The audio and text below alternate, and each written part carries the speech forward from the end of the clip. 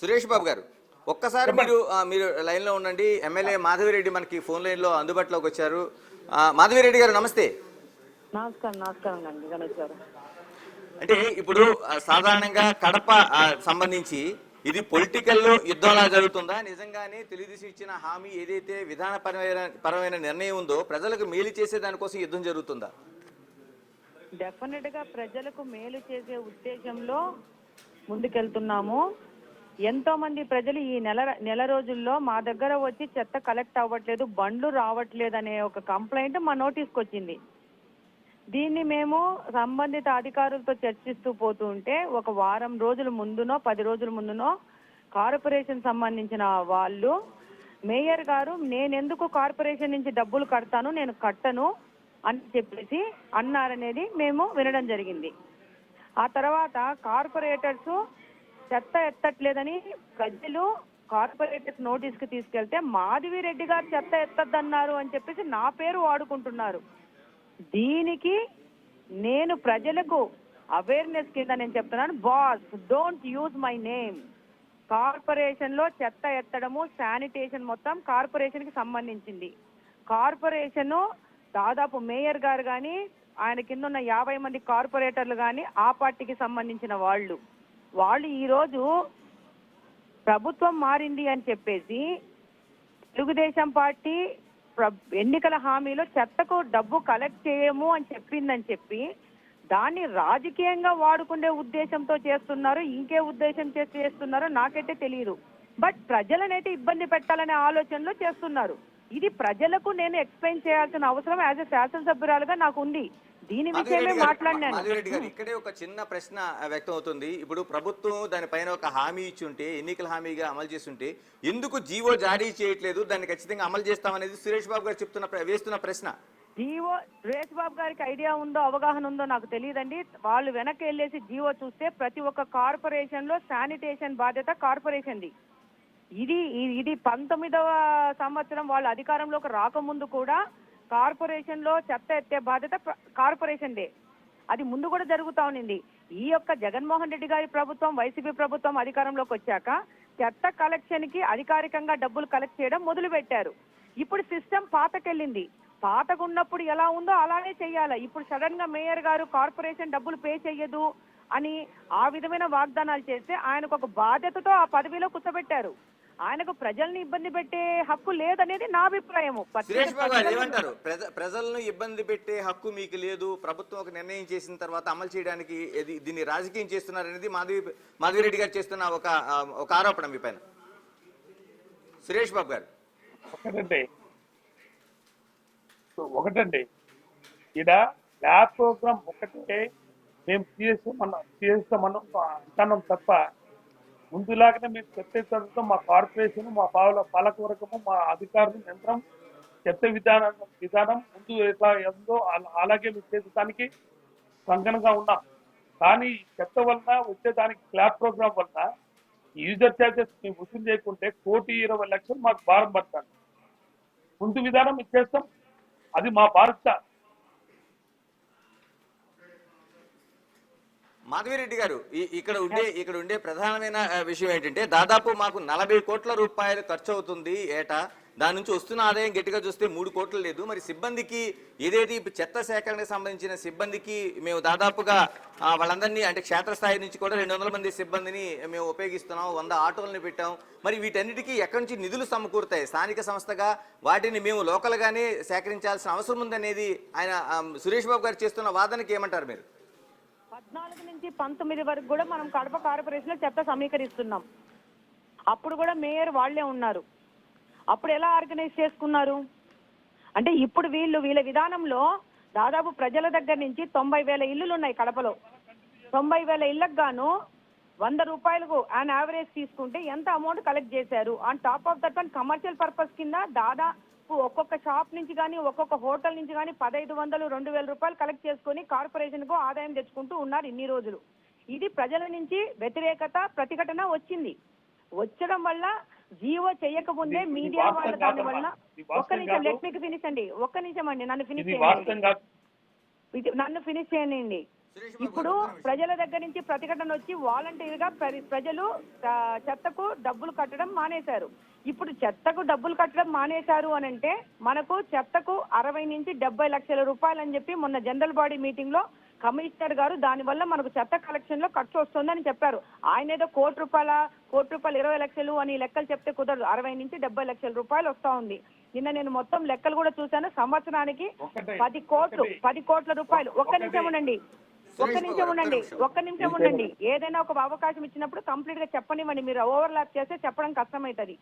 10 కోట్ల రూపాయలు సంవత్సరానికి చెత్త కలెక్షన్ గానీ, బండ్ల మీద గానీ, దానికి సంబంధించిన ఎంప్లాయీస్ వల్ల గానీ 10,20,00,000 రూపాయలు సంవత్సరానికి కార్పొరేషన్ కి ఖర్చు అవుతా ఉంది. అయితే ఈ రోజు ఆయన ప్రజల సమస్యలు, ప్రజలు ఇబ్బంది పడతారు అని ఆలోచించుకోకుండా కార్పొరేషన్ నుంచి నేనెందుకు డబ్బులు కడతాను అని ఆలోచిస్తున్నారు, చెప్తున్నారు. పర్ఫెక్ట్. మరి కార్పొరేటర్లు ఏమంటారు, కాశ్మీర్ ట్రిపుల్స్ పోవడానికి 35 లక్షలు డబ్బులు కట్టడానికి ఆయన దగ్గర డబ్బులు ఉన్నాయంటనా? నేను ప్రశ్నిస్తున్నాను. ప్రజలకు సేవ చేయడానికి మనకు అధికారంలో నిలబెట్టారు ప్రజలు. అంతేగాని మీకు నచ్చినట్టు ప్రజల్ని ఇబ్బంది పెడుతూ, ప్రజలకు ఇబ్బంది పెట్టే విధంగా మీ యొక్క పనితీరు ఉంటే మాత్రం ప్రజల నుంచి తీవ్ర ప్రతిఘటన స్టార్ట్ అవుతుంది. ఇప్పుడు మీరు కార్పొరేషన్ లో మేయర్ గా ఉండి మీరు చెత్త కలెక్ట్ చేస్తారో, లేకపోతే ప్రజలు వచ్చి ప్రతిఘటన చేసి వాళ్ళ ఇంట్లో చెత్త వేస్తారో అనేది వాళ్ళు ప్రజలు చూసుకోవాలి. సురేష్ బాబు గారు, ఒక్కసారి మాధవిరెడ్డి గారు మీరు అడిగిన ప్రశ్నకి సురేష్ బాబు గారు ఏం చెప్తారు? 2014 నుంచి 19 వరకు మీరు ఎలా చేశారనేది ఒక ప్రశ్న అయితే, మీరు చెప్తున్న లెక్కలు ఏవైతే ఉన్నాయో దాదాపు ఇప్పుడు 40 కోట్ల రూపాయలు మీకు సంవత్సరానికి అవుతుంది అంటున్నారు. ఇప్పుడు ఎమ్మెల్యే చెప్తున్న లెక్కల ప్రకారం దాదాపు 10,20,00,000 మాత్రమే అవుతుంది అంటున్నారు.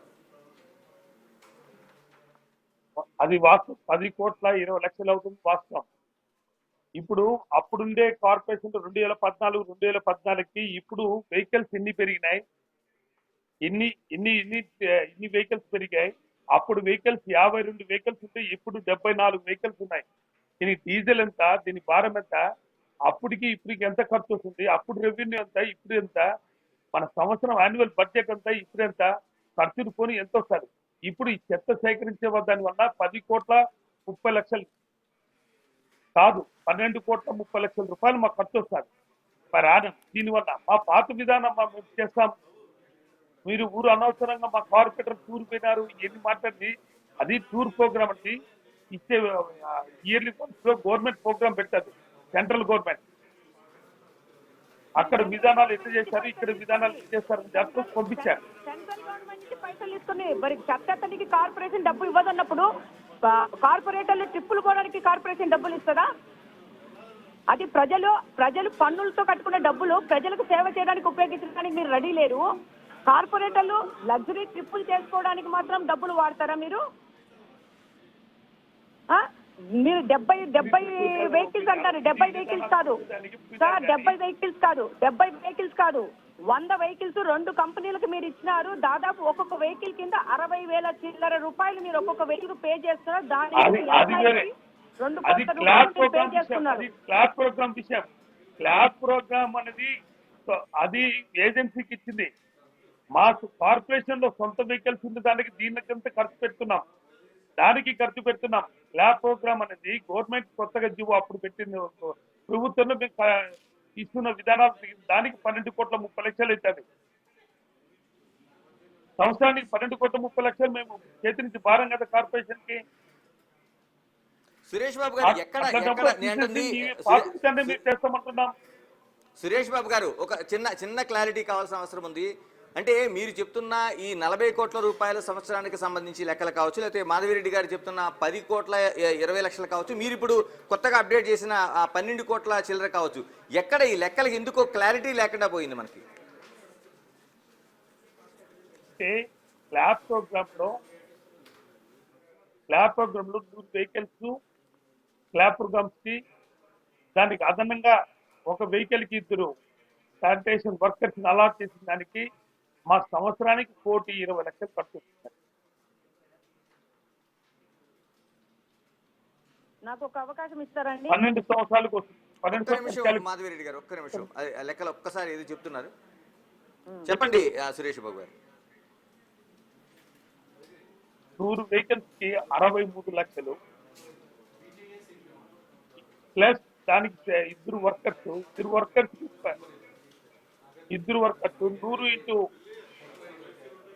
ఇంటూ ప్లస్ 200 వాళ్ళకి జీతాలు. లెక్కలన్నీ కరెక్ట్ గా చూసుకొని వచ్చి చెప్తే బాగుంటది.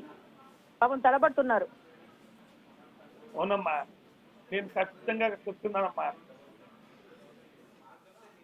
100 వెహికల్స్ కి 63 లక్షలు ప్లస్ 100 ఇంటూ 200కి మనుషులకి జీతాలు చెప్తున్నామ్మా.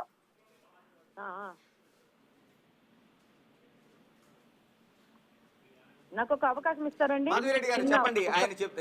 ఆయన చెప్తున్న లెక్కల పైన మీకుండే అభ్యంతరం ఏంటి మాధవిరెడ్డి గారు? నేను చెప్పింది అదే. 100 వెహికల్స్ కి ఒక్కొక్క వెహికల్ కి 60,000 చిల్లర రూపాయలు పే చేస్తున్నారు. మీరు ఒక్కసారి మీరు ఒక విధమైన మీరు పరిశీలించినట్టయితే కలెక్టర్ గారికి ఇచ్చే గాని ఒక కార్పొరేషన్ లో ఎంప్లాయీస్ గాని ఇచ్చే కార్లు వెహికల్స్ కి 40 నుంచి 45 రూపాయలు కడుతున్నారు.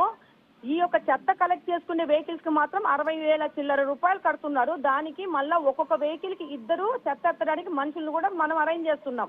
ఇవన్నీ ఒక ఎత్తు అయితే ఎక్కడ ఈ 5 సంవత్సరాల్లో అక్రమంగా ఈ యొక్క నిర్ణయాలు జరిగిందనేది ప్రజలు మీరు చర్చించాల్సిన అవసరం ఉంది. On top of that one ఇక్కడ ఇష్యూ ఏంది అని అంటే కడప నియోజకవర్గంలో చెత్తని ఎత్తకుండా మేయర్ గారు ఆజ్ఞలు చేశారు. మేయర్ గారి బాధ్యత ఏంది? ఇవన్నీ ఇప్పుడు చెత్త ఎత్తకపోతే డబ్బులు రావన్నది నేను కూడా ఒప్పుకుంటాను.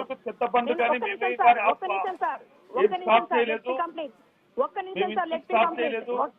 Sir, let me complete. నేను అనేది ఒకటే, నన్ను ఎమ్మెల్యేగా పక్కన తీసేసేయండి. నేను నార్మల్ కడపలో ఒక పౌరురాలిలాగా మాట్లాడుతున్నాను. నేను ట్యాక్స్ కడుతున్నాను. నేను ప్రతి ఒక్క చార్జెస్ పే చేస్తున్నాను కార్పొరేషన్ కి. నేను కార్పొరేషన్ కి అన్ని రకాల చార్జెస్ అన్ని పే చేస్తూ ఈ రోజు నా చెత్తకు కలెక్ట్ చేసుకోవాల్సిన డబ్బులు కూడా నేను చేసే ఆదాయ పన్నులో నేను కడుతున్నాను.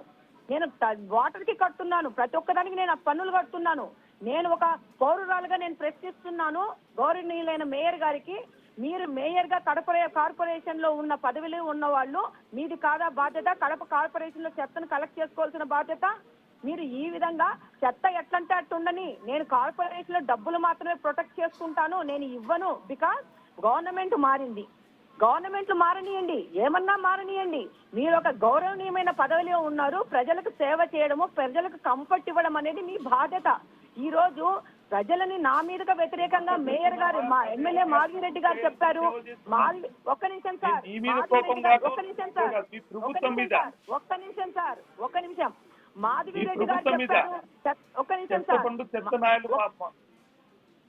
నిమిషము. ఇప్పుడు వాళ్ళు చెత్తను కలెక్ట్ చేసుకోవట్లేదు, నేను చెత్తకు డబ్బులు ఇవ్వను కార్పొరేషన్ లోని వాళ్ళు పబ్లిక్ ఒక పేపర్ ప్రకటన ఇచ్చి డెఫినెట్ గా ఇది బాధ్యత మొత్తం మేయర్ గారిది అని చెప్పుకొని ముందుకెళ్ళచ్చు. అప్పుడు ప్రజలు ఏం నిర్ణయిస్తారు. అంతేగాని ఈ రోజు ఈ విషయాన్ని రాజకీయంగా వాడుకొని ఎమ్మెల్యే గారు చెత్తను ఎత్తనీయట్లేదు అని చెప్పేసి ఒక అపోహ ప్రజల్లో సృష్టిస్తే మాత్రము ఒప్పుకోవడం లేదు సార్. మీ కార్పొరేటర్లు మాట్లాడుతున్నారు, నేను ప్రత్యక్షంగా విన్నాను. నేను ఖండిస్తున్నాను దీన్ని. కాబట్టి నేను విమర్శించకపోతే నేను రావాల్సిన అవసరం నాకు లేదు ఈ విషయంలో. ఒకటి, నేను ఒక పౌరురాలు లెక్క మాట్లాడుతున్నాను. కడపలో నివసిస్తున్న ఒక పౌరురాలు లెక్క మాట్లాడుతున్నాను. పేరెంట్ గారు చెత్త ఏంటి అన్నా కాబట్టి ఈరోజు నేను ప్రెస్ మీట్ పెట్టా. సురేష్ బాబు గారు ఇప్పుడు ఎమ్మెల్యే గారు చెప్తున్నట్టు మీరు చెత్త సేకరణ అనేది స్టాప్ చేశారా, లేకపోతే అటువంటి ప్రకటన ఏదైనా చేశారా? ఇంకా ఇంతవరకు ప్రకటన చేయలేదు. ఇంతవరకు కూడా స్టిల్ మా కార్పొరేషన్ లో 70 వెహికల్స్ ఇంకా చెత్త బండ్లు తిరుగుతున్నాయి. ఇంకా 200 మంది వర్కర్స్ కూడా పనిచేస్తున్నారు. ఇప్పుడు ఈ రోజు కూడా పనిచేశారు.